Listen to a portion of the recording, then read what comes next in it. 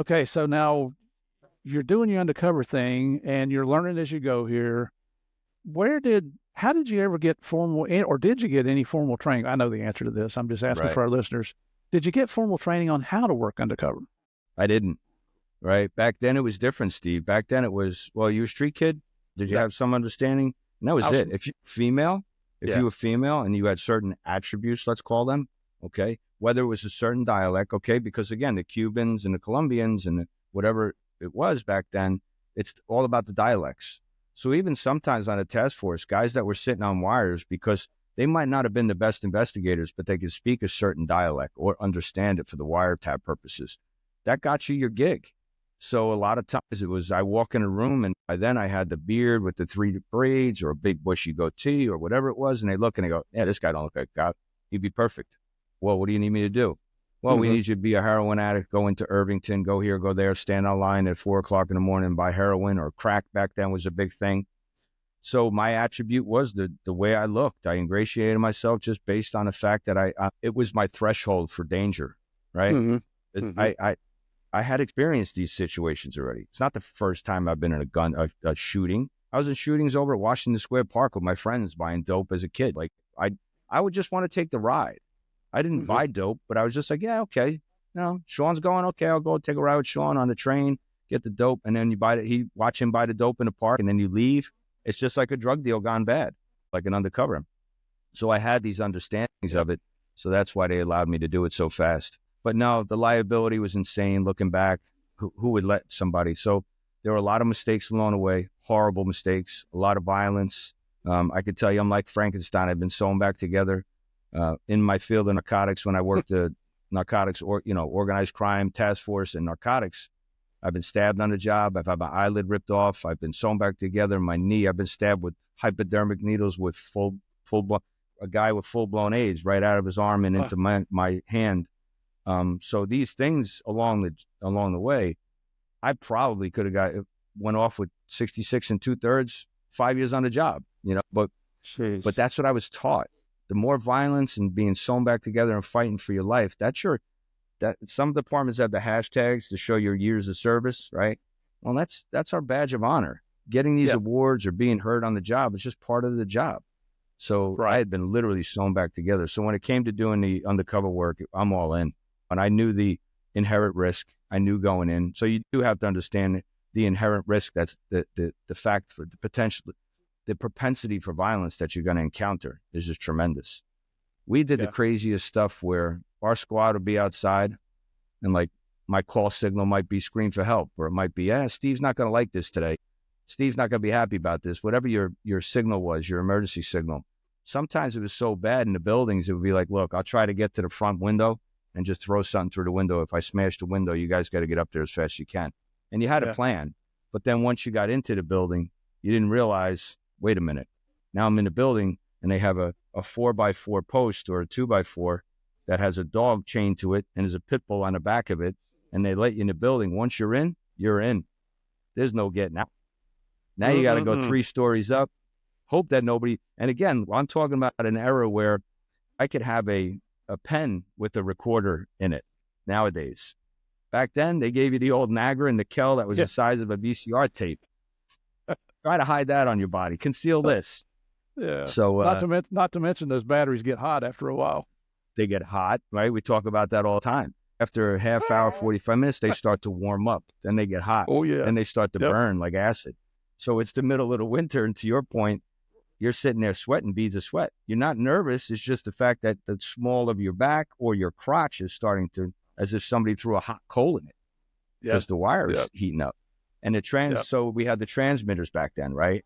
There'd be a vehicle. Usually it was the old A cars were our undercover cars. They were the worst vehicles, the government rides, the G rides. Yeah. There'd be an undercover car a couple blocks down, and they had an old briefcase. When you opened it up, it had either a reel-to-reel recorder or it had the new state-of-the-art cassette tapes, right? Yeah. And the cassette tapes would record your conversations. So it wasn't like you had a recording device. You had a transmitter.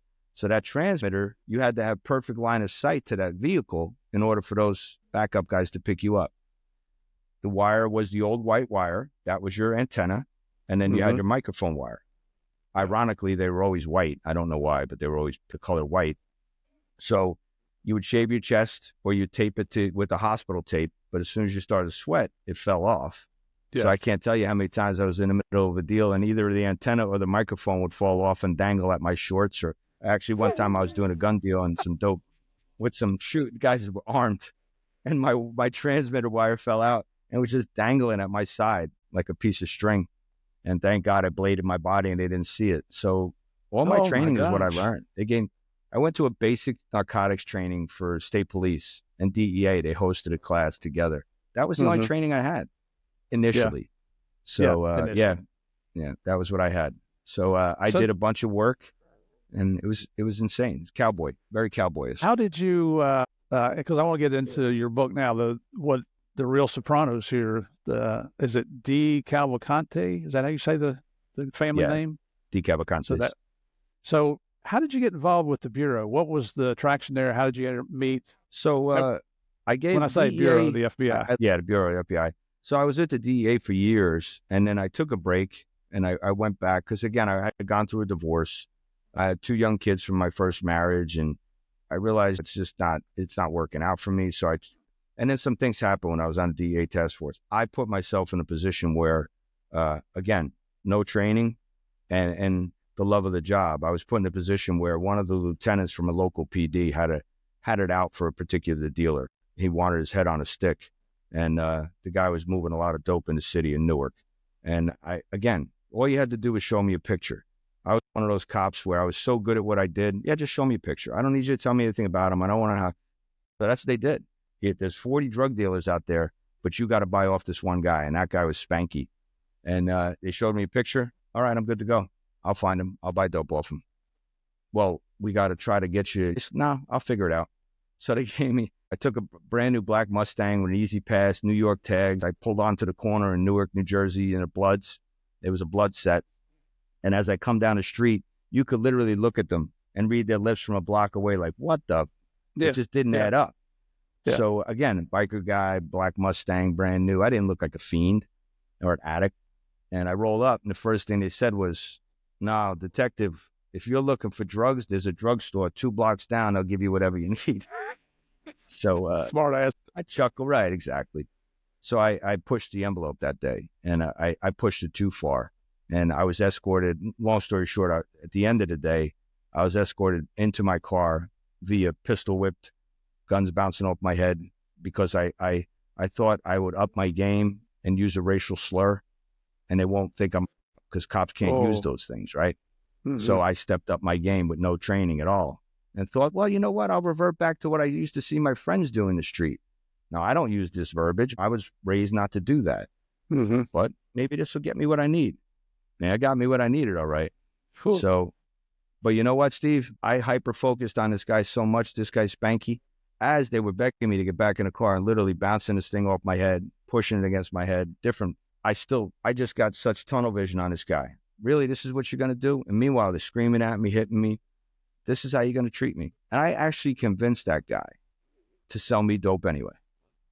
And I got back in that car going, man, I am the best undercover this world has ever seen. I could do anything, right? Mm-hmm, that was crazy. So I get back to the set and I give him I said, man, did you hear that? Did you get that on tape? That was crazy. They hit me with and I had marks on my head. I was cut up, bump under my eye. And true to form, salty old dogs that they were, they're like, man, we lost you. We didn't have you on the transmitter. We lost you 2 blocks before you went in. So even if I called for help, there was nobody coming to get me. Yeah. So I reassessed that. And I was like, okay, either they're going to get me hurt or even worse, I'm going to get myself killed. And I got 2 kids. So I said, I'm done. I cut my beard. I shaved. I cleaned. I took my earrings out and I showed up with a collared shirt and I looked like a case agent. Mm-hmm. And I got there that next morning, Monday morning. They're like, what the hell? I said, I'm done. Guys, I'm going to get myself killed. I have a family now. I got to look out for them. So I taught a lesson. I taught myself a lesson. That next Friday, I was buying weight and moving money as a clean cut money guy and as a white guy with connections to Mafia and connections to New York and my bad accent.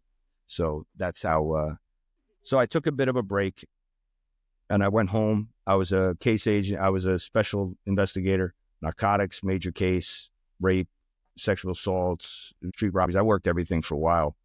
but that was always calling me. So the FBI came calling. I worked a case with them. I did a RICO case. And then they had asked me, look, we're trying to find undercovers, and would you be interested in doing it? I did a little layup for them. I bought some, I think it was bed sheets out of Staten Island. I walk into this place that was owned by the Mafia, like a tanning salon. I walk in there like nothing. It was as if I was buying a pack of gum, and they couldn't find an FBI agent to infiltrate these guys. Meanwhile, I was just me, and I walk in, and I said, okay, here's your bed sheets. They figured out where the load came from. They tracked it, and they thought I was the cat's meow. So they were like, hey, would you ever consider doing the work for us? I don't know, and I always, again, that's my addiction was adrenaline. Secretly, I said, God, I think this would be awesome. But the bureau said no. They were like, this guy's, he's how many years? He's a seasoned undercover. He's so broken. We can't, he's like he's like a junkyard dog that you want now to be a household pet. You can't train this guy. That's what they said to me. And I respected that. Wow. But I said to them, listen, my trade craft is undercover work, is covert work.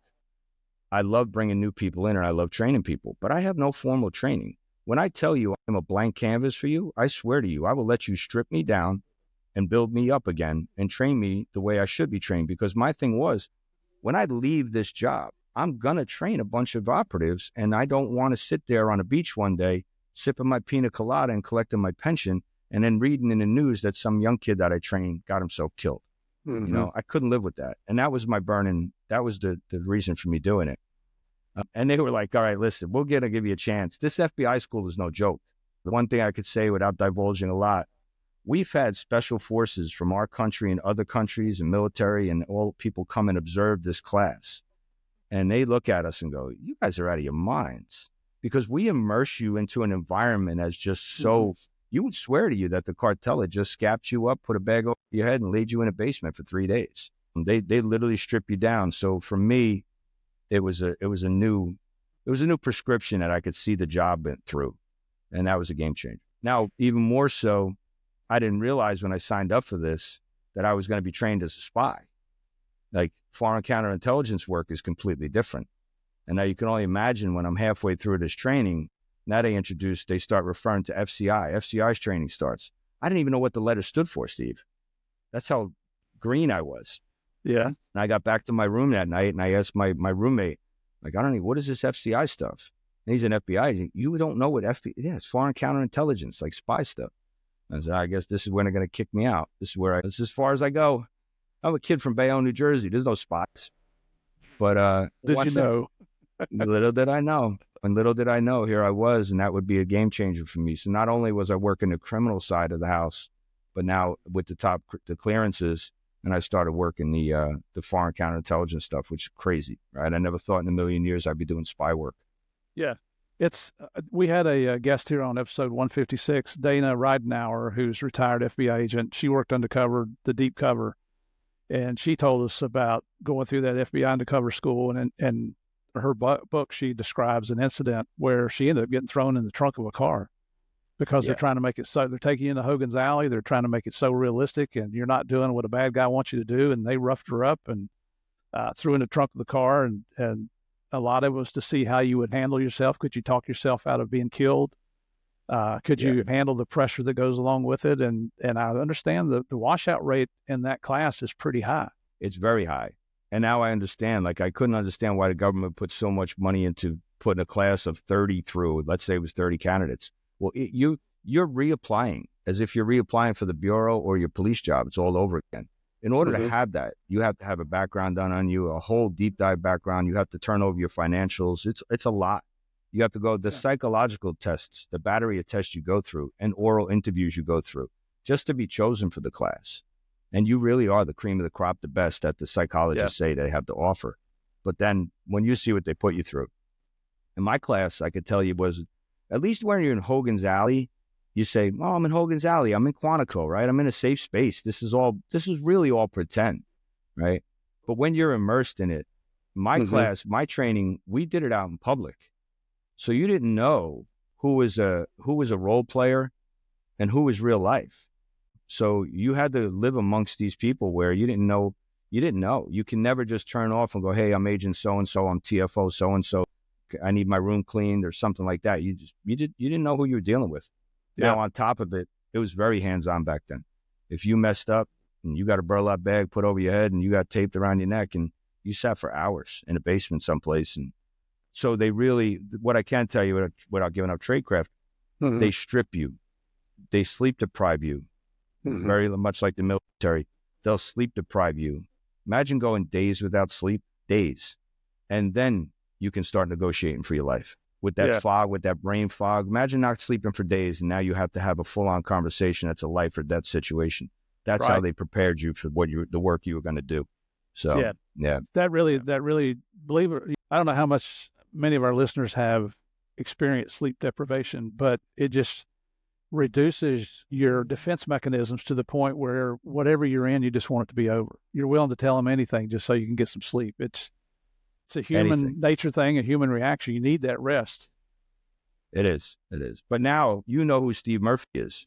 You know Steve Murphy's entire background, history, his life, where he grew up and everything about Steve Murphy.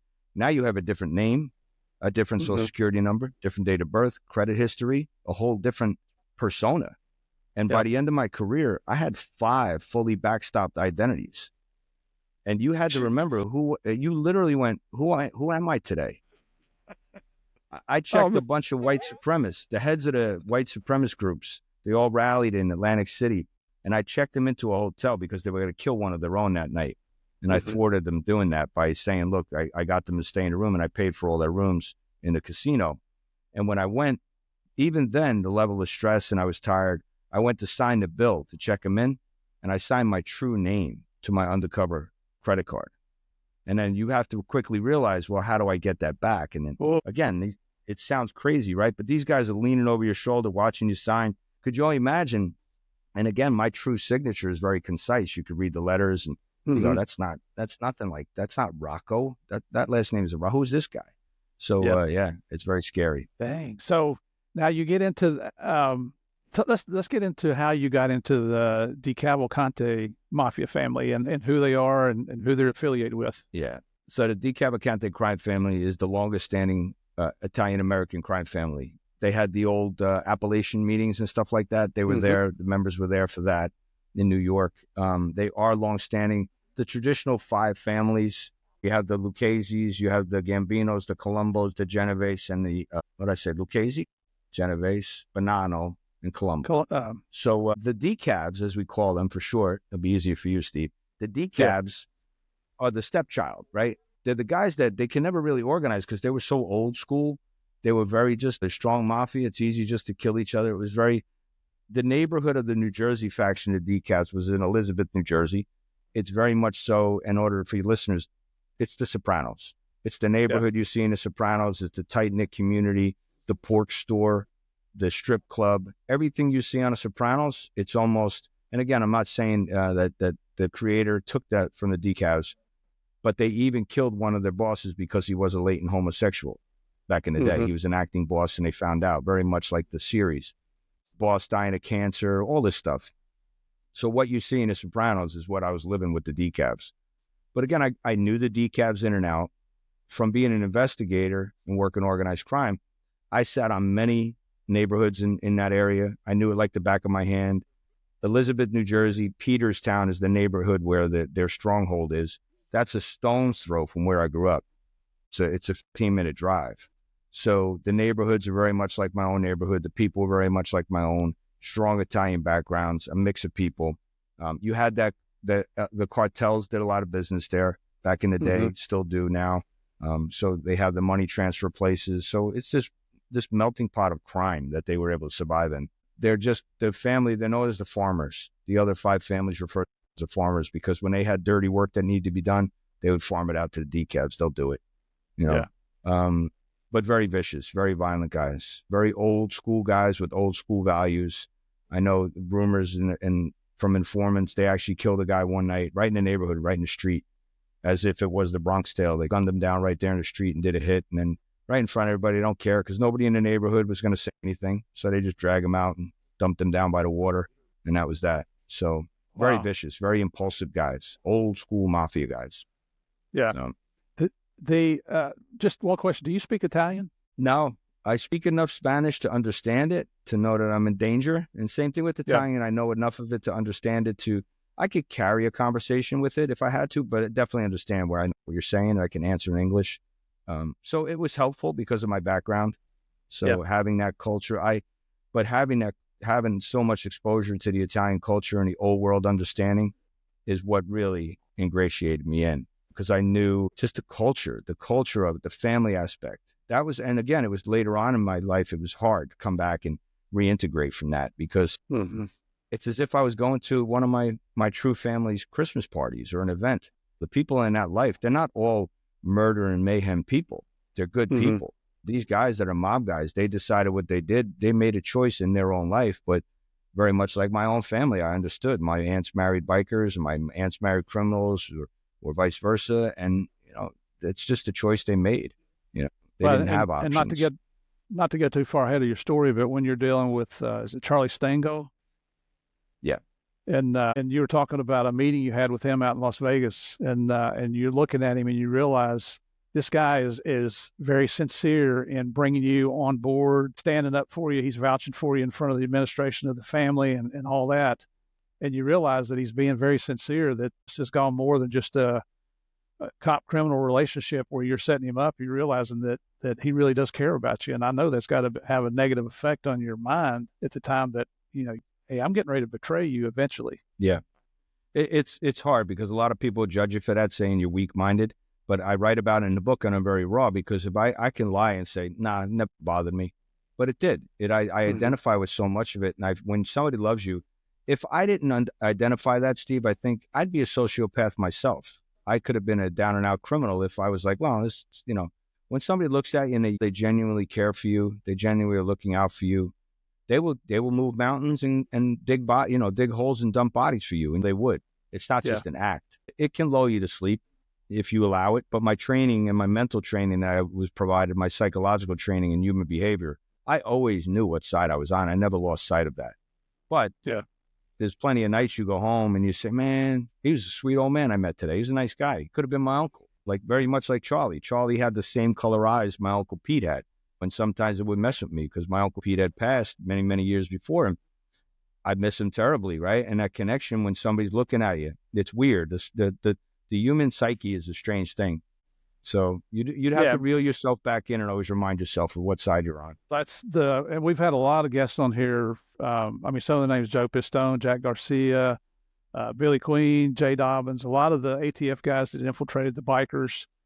And almost everybody has the same story where you actually start developing that relationship with the bad guys and you become somewhat sympathetic. Billy Queen was talking about when his mom passed away and he's in the Mongols out in California. He's got to fly back to North Carolina, put his mom in the ground, deal with all that, comes back, and the people that he's working with, the good guys, not a single person came to him and said, hey, sorry to hear about your mom. We need you back in here on this Undercover. And then he goes back to the Mongols, who are one of the most dangerous motorcycle gangs in the United States or in the world. And every single member that came up to him gave him a hug and said, hey, sorry to hear about your mom. And that really had a negative effect on his mind to the point where he was thinking, you know what, screw law enforcement. These are my true brothers. And he lays all that out in his interview. It's amazing. And eventually his mind got back on the right track. But you can just see how you're doing these long-term deep cover assignments like you were doing, and you can see how your allegiances, I don't know, may become questionable. You can see how you just start affiliating with these people, identifying with them. I can't imagine trying to go home to a family and become Giovanni Rocco again. You got all this on your mind, weighing on your mind. You got, and I'm giving up things from the book, but you got your guy Charlie calling you multiple times a day, including in the middle of the night, and expects you to pick up by the second or third ring. It's just, I don't know how you do stuff like that. Even that FBI school, as good as it is, I can't imagine how it really prepares you for that.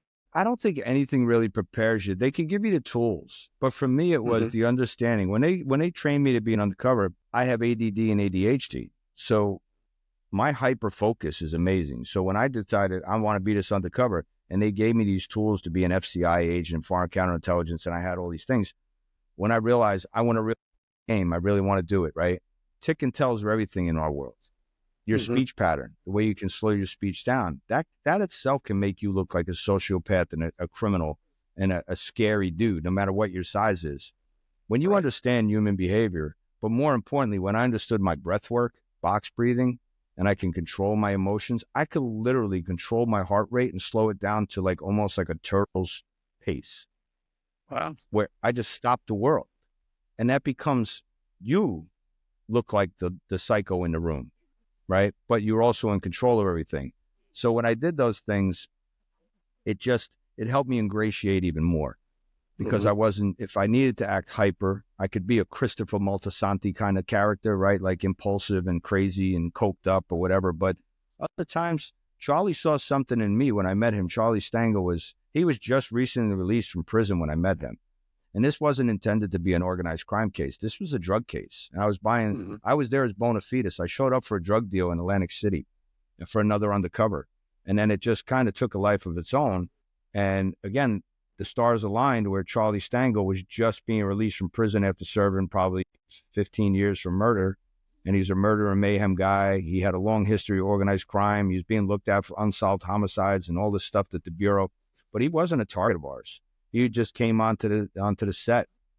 And I was doing low hanging fruit, buying some dope, buying some, product here and there. And then next thing you know, the guys that I was dealing with, they were connected to the DeCavalcantes. So the one guy I had met, Luigi Oliveri, he was more of a high-level associate. Grew up in the life, grew up in the neighborhood, was driving the acting boss around, and he had connections, so he had respect. He was taught by the old guys how to be a good businessman. Always on time. You could set your watch to him. Always had his money. He'd always come correct. So he was that kind of a good criminal to deal with. He saw something in me, made him chuckle when he met me, and he always scratched his head and wondered where I came from. But again, when Charlie got out of prison, that was a game changer. He was a soldier. He was a made man when he went in. Mhm. And then coming out, he did his time. He never did anything else. He didn't rat on anybody or anything. So he served his time. So they bumped him up to a capo regime. They made him a captain in a family. And when he got out, and he had his ceremony, I remember the Bureau actually followed him to the ceremony the night he got made. And, here I am. They try to one-up each other. So the kid I was dealing with initially was Charlie Stango's nephew. And he tried to one-up Louis because he saw I was making money in the street with Louis with my products, selling cigarettes, selling swag, knockoff counterfeit stuff. So, and I was buying a lot of dope from Louis's guys in the street. So, so they tried to one-up him, and he says, listen, my uncle is Charlie Stango. I have no idea. And then I got an introduction to him. Charlie met me, saw something in me. It was a rocky relationship in the beginning. He was very reluctant to have new people in his life, but he had moved out to Nevada. He was in Henderson, Nevada. And then I wound up building a relationship over the next 3 years with him that was just that of a father and a son. And to the point where he developed everything for me. He was using me, of course, right? He was building a new life for himself. And eventually he got to the point where he trusted me enough. He vouched for me with the administration, with the bosses. Mhm. Very Soprano-esque. He had me get dressed up and come to the pork store. I went to a place in Elizabeth, New Jersey, and I met the bosses outside. And when I tell you, when I come around a corner in my Escalade that morning, Charlie was excited. He was vouching for me with the bosses. He was going to, not that I was being a made guy, I wasn't there, but he was just going to vouch for me and say, look, this is Giovanni. Anything you say to him, if you need to get a message to me, I'm a captain. So if you need something, tell the consigliere they could talk to him, tell the street boss they could call him. So here I am meeting the street boss and the consiglieres of the family. And next thing you know, I pull around the corner. I lost all my control. My heart was pounding out of my chest because as you come around the corner, literally it was like driving onto the set of The Sopranos Yeah. or those things that I grew up and I identify with as a kid. And here's the bosses. They're not just hangarounds. This is the administration for this family and this violent mayhem family. And they're standing outside and they're all decked out. And I committed to the parking spot. Again, if you're a city person, you understand parallel parking. When you commit to a parallel parking spot, that's everything. You have to hit it one shot, and I nailed it one shot. It sounds silly, but from that moment on, my ingratiation, I'll never forget, my windows were rolled down. And as I drove by, here's my capo screaming, I'm right here. I see. I'm looking for a spot. I'll be right there. And I commit to this spot. But I tell you, it was an Escalade, and I could barely fit in this spot. And God was shining down on me because I hit this thing 1, 2, 3. I was in this spot, and all you heard, the crowd went wild. all these gangsters and all these boys, oh, they started clapping, they started screaming. It was the silliest thing. But when I got out of my car, my heart slowed down, and I just got out like, see that? That's how I drive. That's how I roll. And there's Charlie going, that's my kid. See that one shot? That's my kid. So from that point on, it was very reminiscent of how I grew up in Bayonne. So I was embraced and brought in. And it sounds the silliest story, but that in itself just put me to sleep and lulled me. And I was like, okay, now I'm amongst my people. I understand, right? Yeah. I understand the culture. I understand the organized crime world. And then from that point on, Charlie was he was so excited.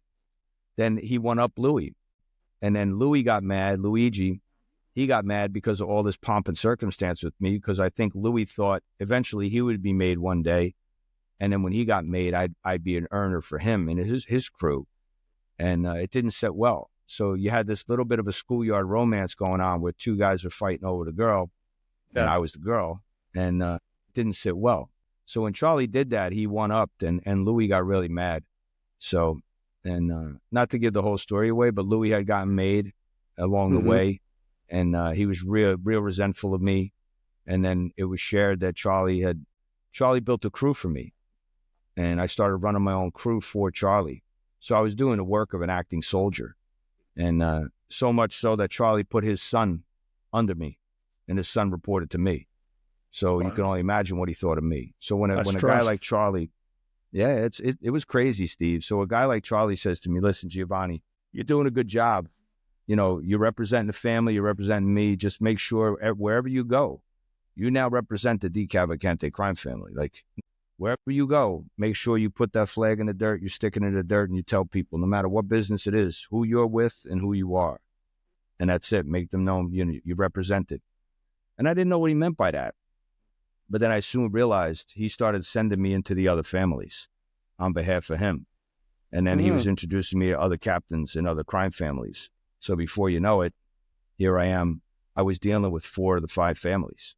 I was doing some sort of business with them on behalf of Charlie. And again, he was always getting reported back on how I was doing, because he'd call the guy after I went there and I represented him. How'd you like my kid? Good kid. All right, great. So like a video game, my life went up a little stronger each time. And then it came to the point where towards the end of the case, we were like father and son. He was telling me, be careful going home. It's really hot out in the summer in Vegas, and I was doing a lot of time out in Vegas. I had an asset out there where I was staying, and he would say to me, look, you're heading home. It's really hot. Take 2 bottles of water. It's the little things that he would show me, that human side of him, and I could see, like, he just isn't a murder and mayhem guy. But then I realized why his nickname was Charlie the Hat. And he explained to me, they called me Charlie the Hat. He says, you remember that Sylvester Stallone arm wrestling movie? He told me when they used to turn his hat on backwards. I said, yeah, I do remember something like that as a kid. He says, well, they called me Charlie the Hat because if I had a hat on my head, if it turned it around and I took it off, somebody was going to die that day. That's how I got shot. So I'm like, okay, that's an impressive story. Little glimpses of that would come out. I saw how he can have such a short temper. I saw it. And the things he would say to me, listen, Giovanni, you're dealing with all the Borgatas, all the crime families. Just understand, even if you're wrong, if you do something wrong, you kill the wrong guy, he's in another family, you kill a May guy, even if you're wrong, you're with me, I'll make you right. Don't worry about it. And I watched it because Louis never let it go. Luigi wanted me with him. So it caused a sit down. And a sit down is a meeting where you go and you sit with the administration, and Charlie pleads his case, Louis pleads his. I didn't know what they were meeting about that night. And we sat for hours, me and his wife and a couple of guys from the Gambino family. And then I had some guys with me from some bosses from Lucchese's. And we're sitting in New Jersey. He actually broke his parole. Could care less. He got on a plane, came up to do this sit down. That's the kind of guy he was. He was committed to this thing. And he was gone for hours, to the point where his wife started getting upset, thinking that they might have whacked him out, because she was very familiar with the life and what he did. There was no secrets. And then I watched the Gambino guys and the Lucchese guys talk her off the ledge, and like, nah, it'll be all right. And then you could see like 5 hours goes by and they're starting to get concerned. When she goes to the bathroom, they're like, I don't know. This is a long time. So you can only imagine at the end, he comes bebopping in. He's got his suit jacket on. He's got a sports jacket. He's got a tie off to the side. and he was dressed to the nines as if he went to a business meeting, and he was exhausted. He couldn't drink because he's on parole, and the first thing he did was give me a drink. He said, I just ran a marathon. I'm exhausted. I said, what happened? And he looked right at me. He says, all for you. You did this. So I did what? And he, because you don't want to be on the wrong side of this guy. And Right. he goes, you were the whole topic of the whole night. So what are you talking about? So he explained. They called a sit down. It was all over me. It was all over who I was going to report to. And I said, so? He goes, so what? I said, well, where do we land? Who do I report to? He says, what are you talking about? You're with me. I'm always going to win. And he had that way about him. So months later, the family had a war going on inside, ironically, right? Go figure. Let's just sprinkle a war in there within the crime family. Yeah. The boss was passing the torch. He was going to retire. So the family was split down the middle. Half of the capos wanted a certain capo to get it, and the other half wanted another faction to get it. So there was a bit of a riff in the family. And Louis fell on the other side, and Charlie was on my side. So that was all explained to me. And then the best part of the case was the intel that we gleaned. I started making tapes with Charlie, and the families and the bosses were explaining how the different families work. They all work together. And that was the best part of the case, is the intel. Sometimes it's the criminal element, which was great. That puts the people in jail. But what law enforcement we're looking for is we're looking to glean as much intel as we can. And that was a treasure chest full of intel. Yeah. Just the way they would break it down to me. It was crazy, Steve. It was like a tutorial 101. Because I played stupid. He would say, well, this guy is a boss. Who's your boss of? Well, the family. Well, how does that work?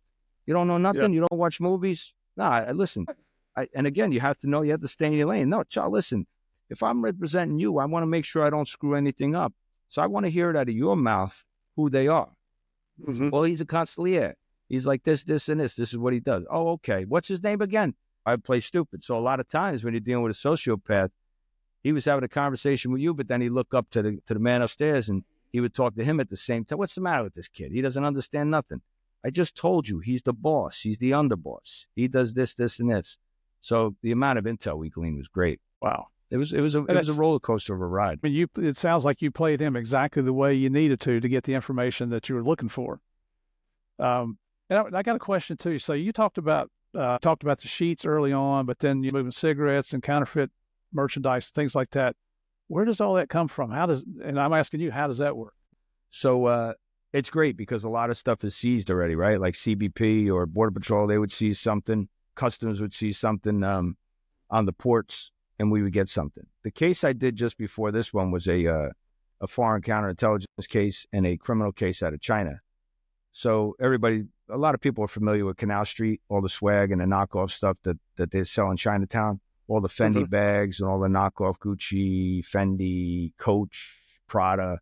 I had the case before this, I was moving tons of stuff. I was moving Uggs.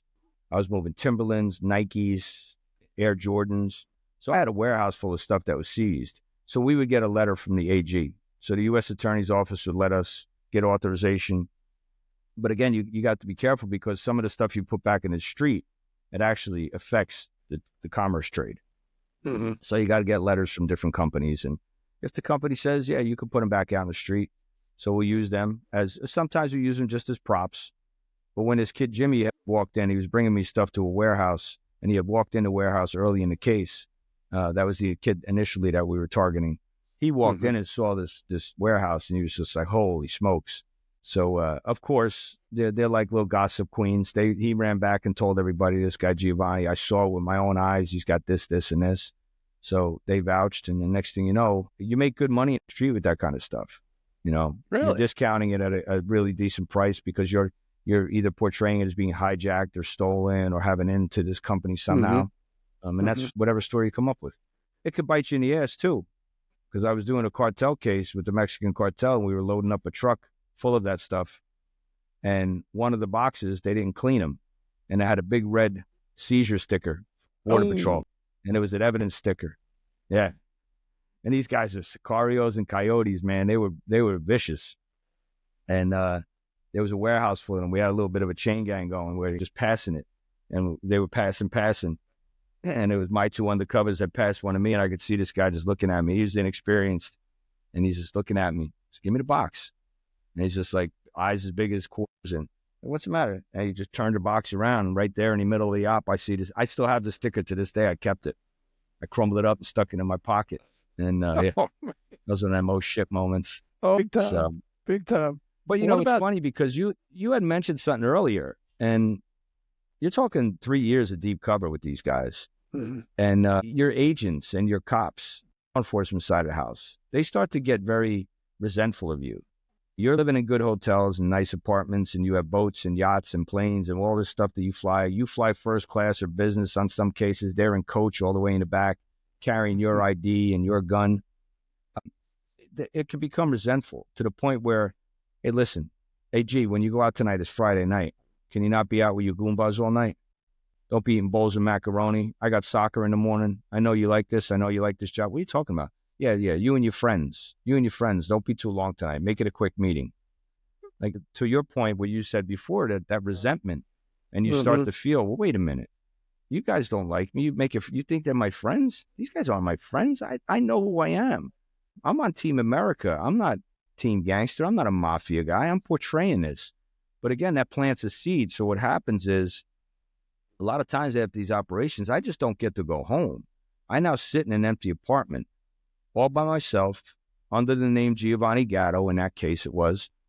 And now you're sitting there. I can't go out and have a beer because I'm not operational. If I do go out, I can't become Giovanni Rocco again. I have to be Giovanni Gatto. Right. So you start sitting there going, my kids are playing soccer right now back on the East Coast. And here I am sitting in this apartment all by myself. What kind of father am I? Like, what kind of husband am I? Yeah. And it really starts to eat you alive. And people don't realize the effects of the job and what it has on you. So little demons they have to fight along the way, but you get it done. Refer to the families, our families, as our unsung heroes, because they're expected just to carry on, not knowing when and if you're coming home. You got, I think your wife at that time was also a police officer and raising kids and taking care of the family and holding a job and having to drive long distances to get to the office. And my gosh, it just really tears you up. And a lot of that is the reason I like bringing folks like you on here, Giovanni, is that's the whole purpose of this podcast, is to show our listeners the dedication and the sacrifice and the bravery, the just ability to focus on a mission to make it successful in the end. But at the same time, what are the results of the work that you're doing? How does that leave your mind? What does that do to your mind after you've been dealing with these, convicted murderers, people that are just as soon shoot you and pee on your body as to even say good morning to you. So, and that's kind of what I want to get over into that part now. But so you did 20 plus years undercover. But before we talk about the lasting effects, what helped you make the decision that it's time to get out of this life? It's time to leave the police department. I've done my time. What was was there an incident or a factor? Yeah, this I think I'd still be in it till I'm 65. I often look back and say, I don't know if it was a blessing or it was a curse that this case happened, this DeCavalcante, the organized crime case, because I infiltrated him so well and I did my job and the Bureau did their job in supporting me, but it was way too close to home for me. And again, it's in the book, the different ways that I almost got burned at my daughter's soccer game with the Gambino guy come walking up on me. And I mitigated all these things along the way. It was crazy. And you know what? My wife can handle it. She's on the job. She worked undercover. But see, the thing was, she said to me, what are you doing? Why are you going to go work for the Bureau again? Why are you working for the government? Like, she had lost her dad on 9/11. That was traumatic for us. And he was killed in a building with his men. And she survived all that. And here I am putting her right through all this different drama and all this trauma that she's gonna have to survive. But again, for the love of the job. Well, you married me. I married you. Very much like you when you wound up overseas with your family. Like, this is what I do. This is who you married. This is the Steve Murphy that you married to. So it comes with the price, right? Yeah. That vicarious trauma, when we're in it, we don't see it. That's the problem. So whether it is casework like you did overseas or whether it's undercover work like we did also, our families don't sign up for that. They're just along for the ride. So you can only imagine in the end, when I did this case, again, it got to the point where at the end of the case, the family wanted me to whack out 2 guys. And one of the guys being Luigi Oliveri. And then he was the ultimate. They took the other guy off the table. But when they wanted me to do the murder, it was planned and whatnot. I knew that moment my career was going to come to an end. I knew that the government was just not going to relocate me to another field office. Because here's the thing. I'm a city cop in New Jersey. Yeah.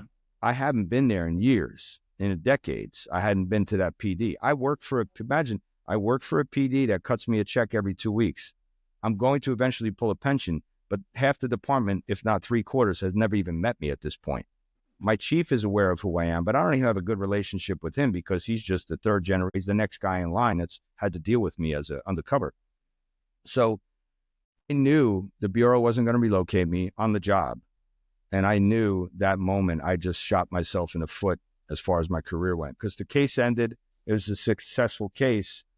People got taken down, but then I was told they did a threat assessment on me, and that was it. That threat assessment, I failed terribly.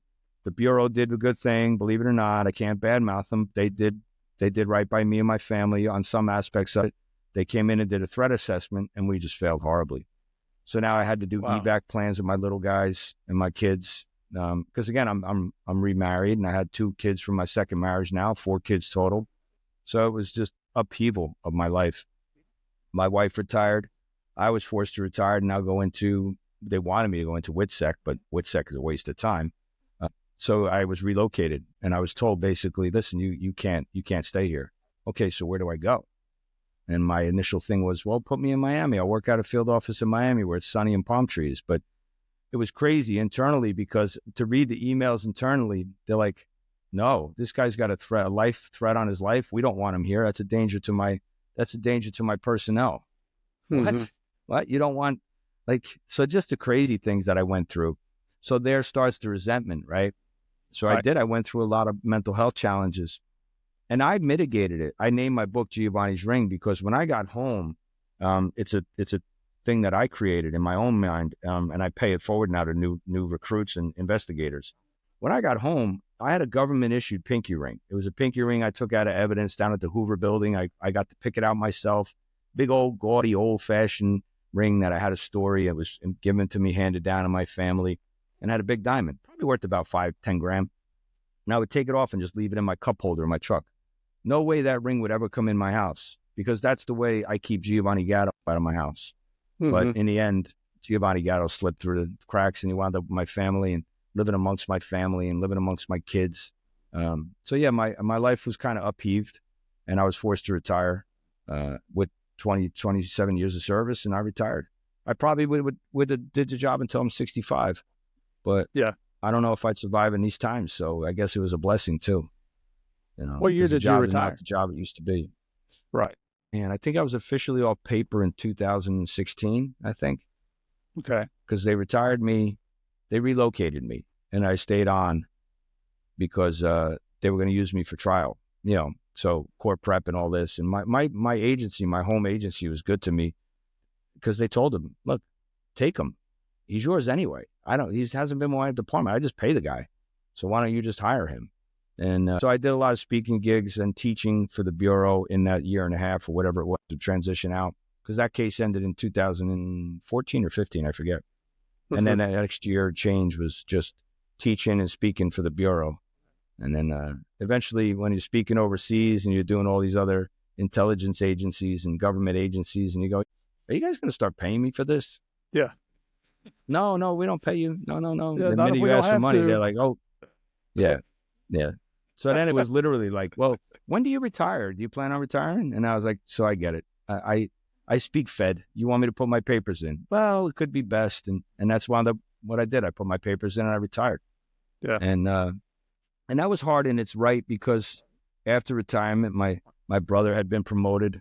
Couldn't go to that ceremony. My friends on the job, the older guys, generation before me, started to pass away. You can't go back there. You can't go to funerals. You can't go to weddings and celebrations and retirement parties. And, you literally, it's like you're in WITSEC.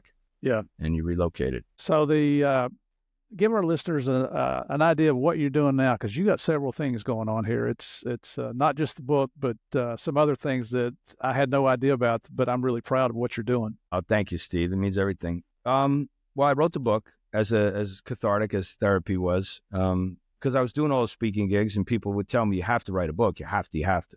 So I finally came to the realization it would be therapeutic for me. So I did that. That was great because it gave me a platform. Being a kid with the bad, horrible Jersey, New York accent I have, a lot of people don't want to hear me and are turned off by it. But again, on a stage of private sector alike and law enforcement, it's kind of a turnoff. That book was the greatest platform to get me in front of people. And then along the way, I met some amazing people in law enforcement. Tom Coughlin was an NYPD guy. I met him. And ironically, he was going for his psychology degree, and he was going to be a doctor in psychology, and he was going to retire and open his own practice. So ironically, it was Jerry Mackley who looked out for me. Jerry called me one day and he says, "Hey, I got this guy, a friend of mine, Tom. He's in a jam. He did his whole presentation for IACP, International Association of Chiefs of Police, and he got the gig to speak there this year, and it's all on deep cover operatives." He says, "But the undercover that's co-presenting with him can't make it. He has schedule conflict."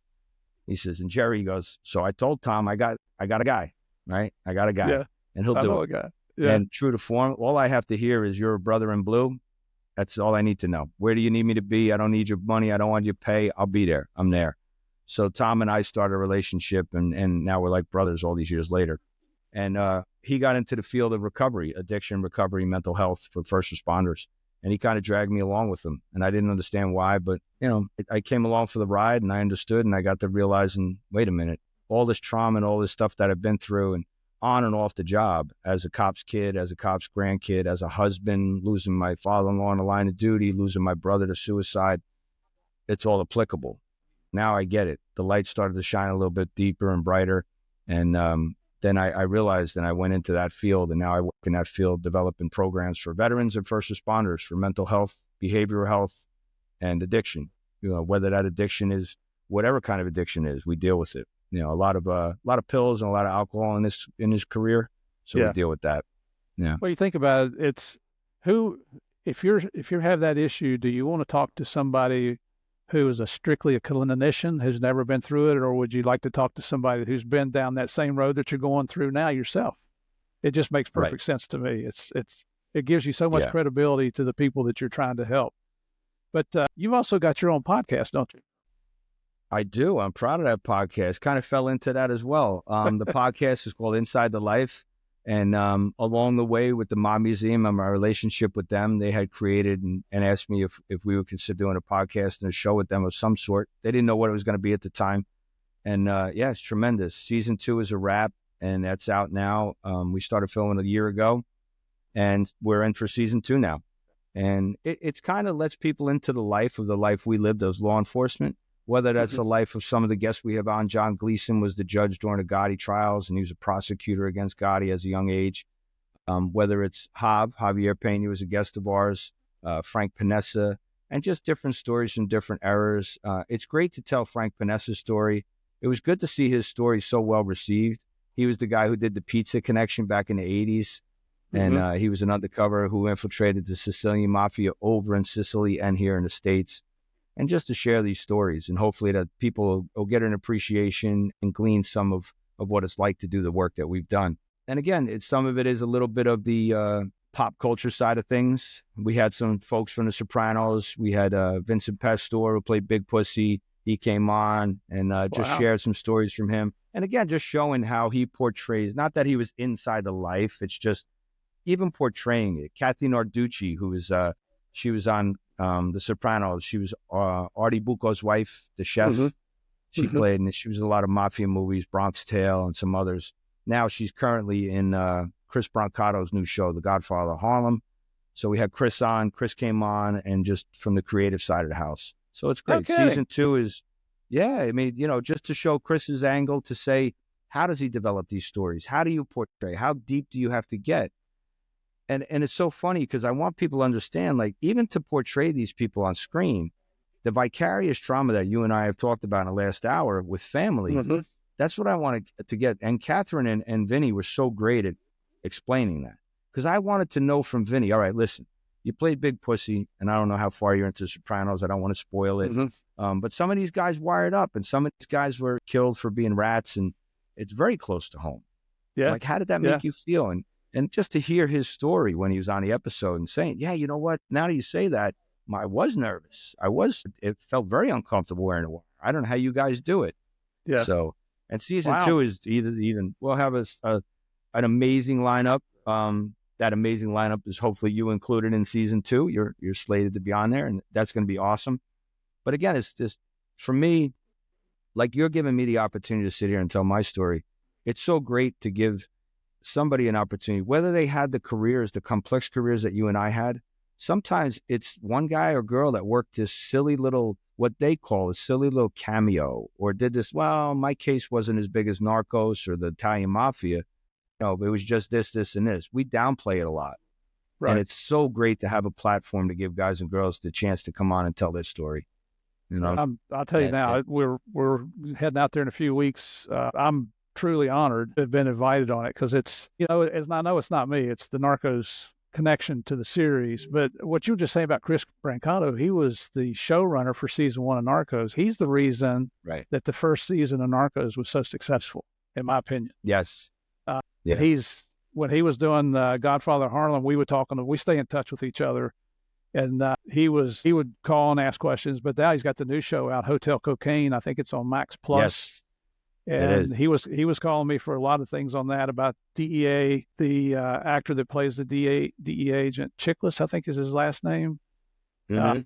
Talked to him quite a bit on the phone. Just finished watching the series a couple weeks ago, and not real happy the way they portray the DEA guy because they got him wearing one of them stupid hats, and he's kind of raw around the edges. But I think that was the intent. But it came out a really good series. But I about fell out of my chair there when you mentioned Chris, because we're going to bring him on here to talk about Narcos and great. Godfather Harlem. I love to hear the way his brain works, the way he develops all these different stories. Like Godfather Harlem is so great to watch. It's not the true story of all these characters, but he takes all these people in that era and intertwines them and mixes them all together in such a way. The creative brain that he has is just amazing. Mm-hmm. And he's a Jersey guy too, cherry on top. Born and raised in Jersey, we might give him a little grief about that, being Southern boys we are. Right, exactly. Yeah. Listen, man, it has been. I can't believe how quickly the time goes by when we do these interviews. They've been talking now for almost 2 hours, and I just want to tell everybody you can find. If I get any of this wrong, correct me here, Giovanni. But podcast is called Inside the Life, so check that out on Instagram. You can find Giovanni at Giovanni Rising. RISING 21. Giovanni's Ring. Giovanni's Ring, okay. Giovanni's Ring 21. Is that the same on the website? Your website? No, it's just giovannisring.com for the website. Get Rising out of this. I guess maybe I need new glasses. And I found you on LinkedIn under Giovanni Rocco. So ROCCO is his last name. Check out this book. I'm not kidding you. Yeah, you can get it on Amazon. It's on Audible. Let me hold it up here again so I don't screw up the name and you can see it for yourself. Giovanni's Ring, My Life Inside the Real Sopranos. I'm telling you, it's outstanding reading. Especially if you're interested in the mob life at all. I'd never heard of the DeCav family till I read your book. Shows you how much I know about them. So now you're watching them on the Sopranos. There you go. I never knew it. But, brother, thank you so much, Giovanni. I can't thank you enough. I'm looking forward to seeing you a few weeks out in Las Vegas. And I know we'll stay in touch over the years. All mine. No, thank you so much. I have great respect for you, and I'm glad we had a chance to chop it up.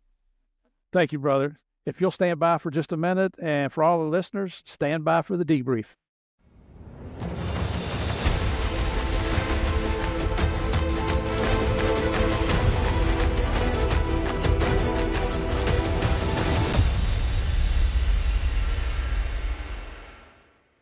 Well, what do you think? How in the heck does anyone have the cojones to work a long-term undercover assignment infiltrating a mafia family? Oh my gosh. And not just any of the organized crime families. Our guy infiltrated the one family that the other mob families called on to do a lot of their dirty work. And you know what I'm talking about? I'm talking about kidnapping, torture, murder, dismembering people, making people disappear. But that's what this week's guest did. Giovanni Rocco. Love that name, man. Infiltrated the DeCavalcante crime family, took down some major crime figures. You just know that really ticked them off. When they screw up and let an undercover cop inside their operations, And that name, Giovanni Rocco, just the name itself sounds like a tough guy, doesn't it? Now, if you've listened to Game of Crimes for any length of time over the past 3+ years, you've heard from other guests who infiltrated some of the Mafia families, guys like Joe Pistone and Jack Garcia, both with the FBI, and Dominic Polifrone, remember him, with ATF. And you've heard about some of our guests who got inside some of the most dangerous outlaw motorcycle gangs in the world, namely Jay Dobbins, Chris Bayless, Billy Queen, Ken Croakey, Lou Velozzi, all from the ATF. And remember Dana Ridenhour with the FBI? She was on here just a few weeks ago. And Pete Charette with the DEA. And all the other heroes we've had here on Game of Crimes. I know I'm leaving some names out here, and please forgive me for that. But you guys and gals went above and beyond the call of duty. Yeah, I'm name dropping here. But the point of all this is, what's wrong with these people? These law enforcement professionals, they didn't grow up in those lifestyles, but yet they volunteered to jump from the frying pan right into that fire, jeopardize their own personal safety, their very lives, to take down these criminals, sometimes at the cost of losing their own families. I tell you what, I've got so much respect for Giovanni and all these other studs and studettes for their actions, their successes, their accomplishments, their dedication and commitment, their love of our country, and especially their sacrifices to protect our way of life in our country. Do I sound like I'm fangirling here a little bit? Well, maybe I am. But it's not all fun and games, is it? What about the families of these heroes? The families who are referred to as our unsung heroes. Not only do these families suffer through the agony of not knowing if their loved ones will come home again, these families, they have the ordeal of trying to get that loved one to come out of that undercover persona and be a loving husband, a wife, a dad, a mom, a family member again, and again, and again, like every time they come home. It continues for as long as that person is in their undercover role. Now, I know I'm repeating myself to a certain degree when I talk about our families and what they go through, but you know what? It's really that important. Not only is the undercover cop dealing with stress and anxiety, but their families are dealing with situations that most people never encounter. Situations that may result in things like anxiety, stress, tension, maybe even PTSD. The potential for self-medication with alcohol or drugs is prevalent within the family members as well as the cop. Unfortunately, many people working undercover end up divorced because of their work. God forbid that any of those heroes or our unsung heroes end up committing suicide. Like I've done before, here's a quick note. If any of our listeners are going through any of these negative effects, please don't think you have to go through this alone. Talk with someone. Get some professional counseling. Get your life back. Most agencies have some type of employee assistance programs, and that may include your family members as well. So please take advantage of those. And if you don't have access to something like that, there's a National Suicide and Crisis Lifeline. All you have to do is dial or text 988. That's it, 988. Their lines are manned 24/7, 365, and they speak something like 120 different languages. They probably even speak redneck and hillbilly like me. Now, not only from Giovanni during his interview, but you've heard again and again here on Game of Crimes about how much cops love their jobs, especially from me. One of my favorite sayings is, if you find a job you like, you'll never work a day in your life. I found that job. And that's true of our members of the military and our other first responders as well. For me and most other law enforcement folks, we enjoy the opportunity to help others, that feeling of protecting the innocent and doing the right thing. That's what Giovanni was doing. You heard him for yourself. He could have gone either way growing up. He was really close to becoming an outlaw banker, wasn't he? And as much as he and his dad didn't get along, his dad still left a positive influence on Giovanni. He respected what his dad did as a cop, and that eventually resulted in Giovanni becoming an outstanding cop as well. And the part that's even cooler than the adventures Giovanni took part in is what he's doing now to help others with addiction recovery and mental health issues with first responders in the military. Like I say, just because we retire doesn't mean our oath expires. And Giovanni is living proof of that. On a side note here, some of you guys might think the term cop might be disrespectful to police officers. I usually use the term law enforcement professionals here on the show, right? Well, for me, I love being a cop. I was a cop for 38 years. I was proud to be known as a cop. Here's a quick story. My oldest son, Josh, he was in Atlanta, and he had a short encounter with one of Atlanta's finest several years ago. During the conversation, Josh told the officer that his dad was a cop also. That's a pretty smart kid there. That other officer, well, he took offense to the word cop, and he said as much to my kid. Being the young man that typically doesn't back down from anyone and knowing how much I love being a cop, Josh explained my thoughts on the title, and he went on his merry way. So thank you, Josh. It's not a derogatory term. It's just a term. Man, don't get your feelings hurt over a word. So after hearing from Giovanni's story here on Game of Crimes, I believe Giovanni is a cop's cop. His actions and sacrifices demonstrated professionalism and commitment of the highest order. He did things that most cops have never and will never, me included. For that, I say to Giovanni, thank you for your bravery, your commitment, your sacrifice, and honor for doing what you did. And thanks for giving us your time to tell us about all your adventures, man. That was fantastic. Job well done, my brother. May God bless you and your family, and may God bless all our law enforcement professionals, our cops, our military, and every first responder. If you guys want to learn more about Giovanni and his life, get a copy of his book. The name of it is Giovanni's Ring, My Life Inside the Real Sopranos. I got to tell you, it's a good read. You can find that on Amazon. You can check it out his website, giovannisring.com. And you can also find his book on the gameofcrimes.com website under the book list. All right. So if you liked this week's episodes, which I'm sure you did, the Mafia guys are always get the most listens, it seems like.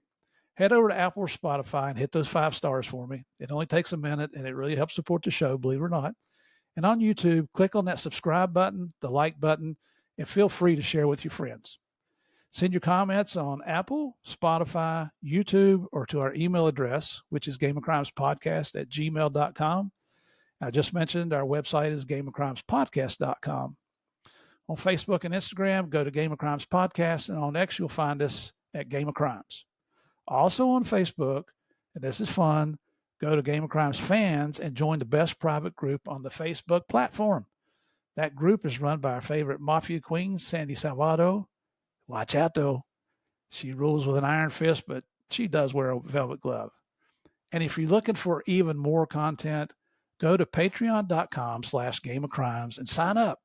I have several monthly episodes that range from silly to serious, so come on over and join the fun. Do me a favor, tell your friends about Game of Crimes. Invite them to check out the show. I appreciate you helping me spread the word about the best weekly true crime podcast available. And I might be a little prejudiced when I say that, but your support is what keeps me going. Remember, we can all have different ideas and different opinions, but that doesn't mean we cannot continue to be friends. It's okay to have different opinions. Finally, thank you once again for joining me to play the biggest, baddest, most dangerous game of all, the Game of Crimes. I'll see y'all next week.